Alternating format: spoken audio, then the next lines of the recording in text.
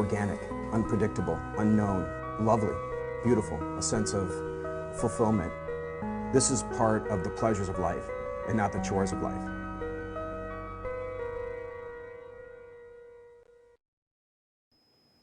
Coming up on this live Wednesday edition of Daily Iowan TV, a new discovery on smoking and course evaluations. Students are pushing for more feedback.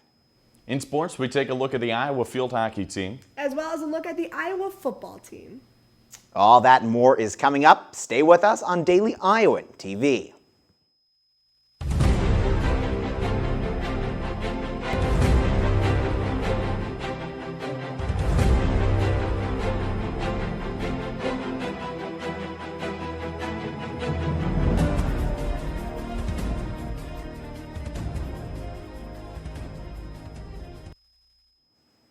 Good morning, Iowa City, and thanks for tuning in. I'm Bradley Martin. The University of Iowa student government will be a factor in whether or not ACE evaluations results will be published online. ACE evaluations are forms that students fill out at the end of each semester. Student government members are pushing to support this decision in an attempt to spread awareness and knowledge of what exactly goes on in individual classrooms. And of course, determine what need to be improved in those classrooms. As of now, the only online source for course feedback is ratemyprofessor.com, where most instructors can be found. Harvard Law recently released an article stating that smoking can damage DNA, even after quitting. Daily Iowan TV reporter Haley Van Dyke has more on the effects in Iowa City. Located in the University of Iowa International Programs Building, I spoke with Christopher Squire to hear what he has to say about the permanent damage smoking can do to your body even after you quit. Always the risk with tobacco smoke, of damaging the essential control mechanisms, the DNA systems.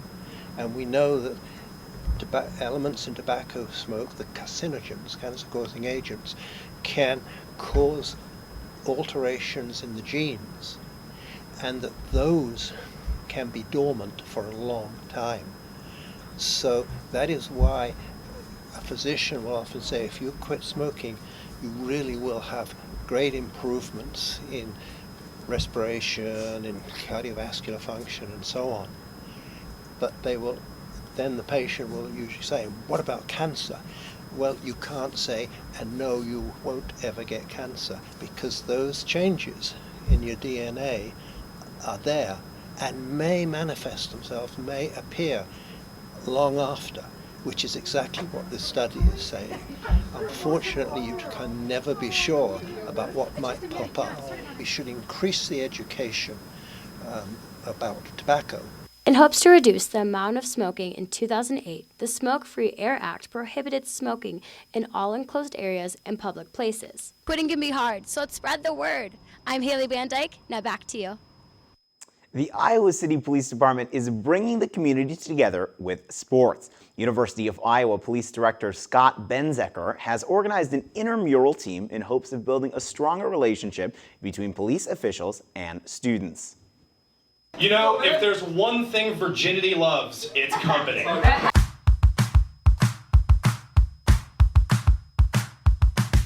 you know, I went to the doctor, I got the diabetes, but I'm not taking that medicine. Starting for Secret Attic.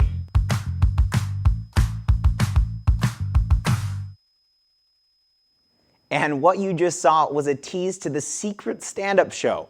While every town has its secrets, ours are a little bit funnier. The Secret Stand-Up Show is a group of Iowa City comedians who host a show each month. The purpose of the club is to provide a safe space for comics coming together to practice new material as an alternative to other Iowa City venues. The club currently has a Facebook page and is accepting around 7 to 8 comics a night. To see the full documentary made by our film production team, head over to dailyiowan.com.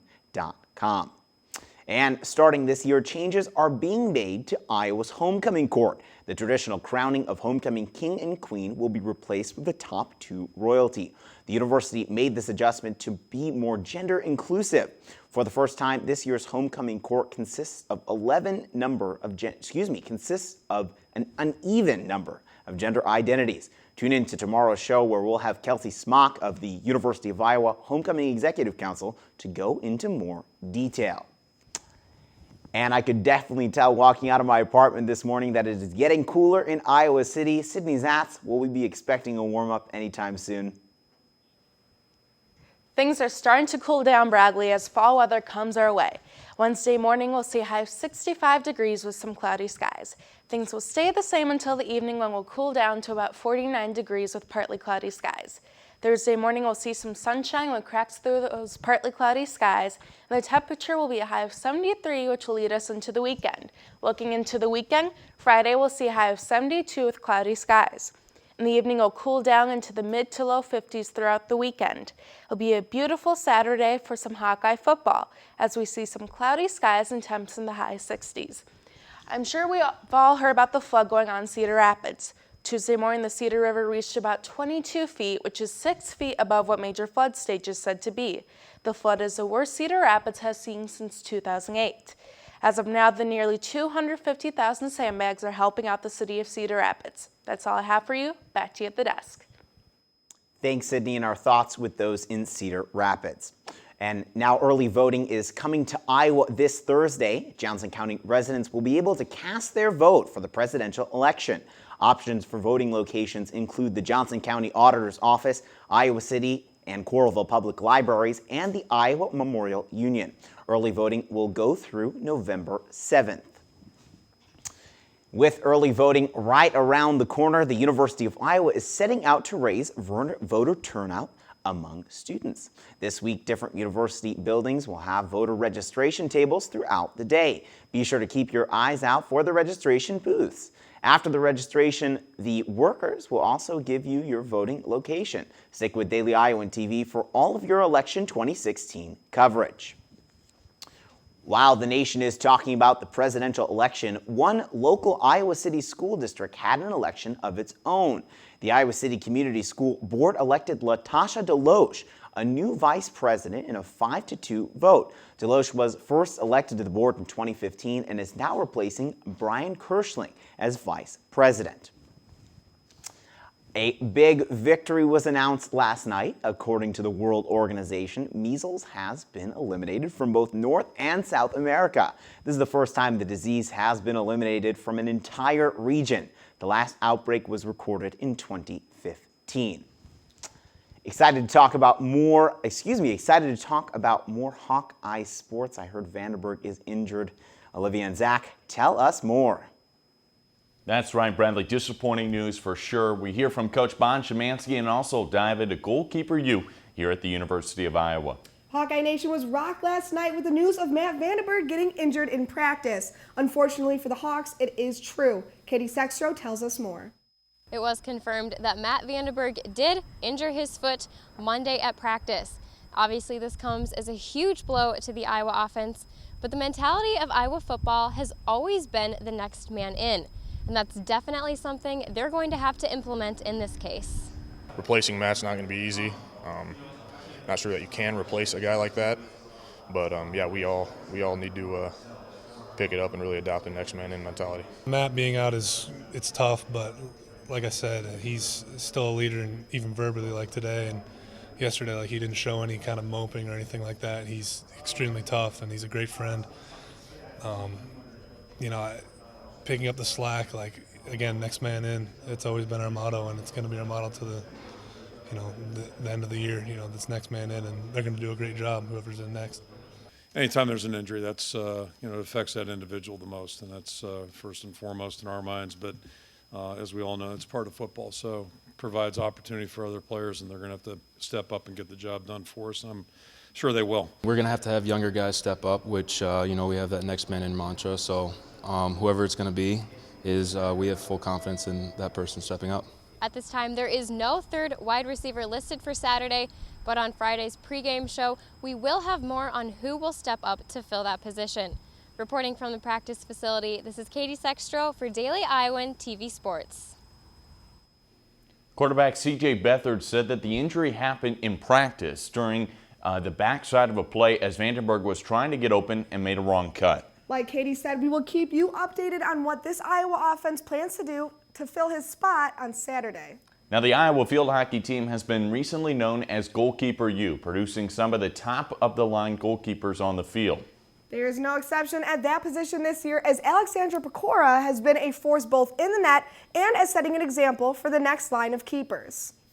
We've always had outstanding goalkeepers. We take a lot of pride in the position, and Alex is no exception. She's done great since she's gotten here at Iowa and has gotten steadily better. For Iowa goalkeeper Alex Pecora, leadership by example has been the main factor in personal and team success, and it is beginning to rub off. I like to lead by example, so working hard in every drill, making sure my footwork's right, making sure my mechanics are right, and just kind of like little things that maybe someone else doesn't notice, and that I've been through. She has a voice. I've been here, this is my 3rd year, and she's a year older than me.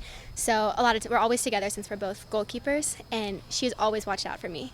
There's really nothing bad I can say about it. She's a captain, so she has had a large leadership role in our team for the last 3 years. Just, when you're in goal, you can kind of see the whole field, and you have to naturally assume a leadership role. But off the field, she does a great job. She's very easy to speak to. She's a good listener, and she really takes that role really seriously. She's really taught me how to speak to my players and kind of how to direct them to make our defense as strong as possible. She has also, off the field, helped me just kind of become a leader in my own sense, so that when she is gone, I will be able to have my own voice and be able to have the skill that she would leave behind for me. I've been in these girls' shoes, and I just want to help them and give them the best advice and the things that I've learned and pass that on to them. After recently winning Big Ten Defender of the Week, Pecora's hard work and leadership have finally paid off. It's awesome, and like I said before, you can't get there without your teammates and without your defense, and our back four, like Chan, Birchie, Melissa, Izzy, Taylor, they've been great, and they're really awesome to work with, so I could have never done it without them. Iowa's tradition of being known as Goalkeeper U surely lives on through Pecora. Reporting from Grant Field, this has been John Leo, Daily Iowan TV Sports. Another team continuing conference play this weekend, the Iowa volleyball team. They are now 0-2 in the Big Ten matches after this weekend, but they have 2 opportunities to change that this week as they face Maryland and Northwestern. Mary Kate Harrion has more. This past weekend, the Iowa women's volleyball team lost in their first Big Ten matches against Michigan State and Michigan. With 2 Big Ten games coming up this week against Maryland on Wednesday and traveling Northwestern on Saturday, the team does not have time to dwell on their losses, but they need to focus on what they can do going into more conference play. I definitely think that was a great learning experience for us. Yes, we didn't get the result that we wanted, but I think we can take what we didn't do, like how you said, this past weekend, and take it against Maryland and Northwestern this weekend.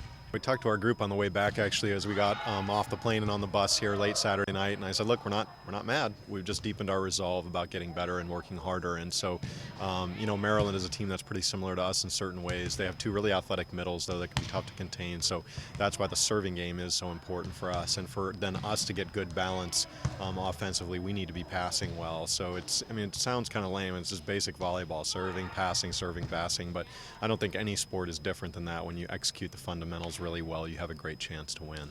Definitely think it's challenging. A Wednesday, Saturday, turnover is definitely very quick and isn't really ideal, but I think that, once we take care of business against Maryland, we immediately change our mindset to, scouting Northwestern and, still worrying about what we're doing on our side, but then again, changing a little bit of what we're doing in order to accommodate for our opponent. 3 days is not ideal. Ideally, you have a whole week to prepare for an opponent, but we take what's given to us and then just work our hardest. We have the highlights from Wednesday night's game against Maryland on Thursday's show. From Carver Hawkeye Arena, this has been Mary Kate Harrion, Daily Iowan TV Sports. Tomorrow we'll have coverage from the Hawkeye volleyball match happening tonight. We'll also check in with cross-country coach Randy Hasselbeck. Bradley, back to you. That's all we have for you on this morning edition of Daily Iowan TV. Be sure to check us out, same place, same time tomorrow. I'm Bradley Martin. Have a great day, Iowa City.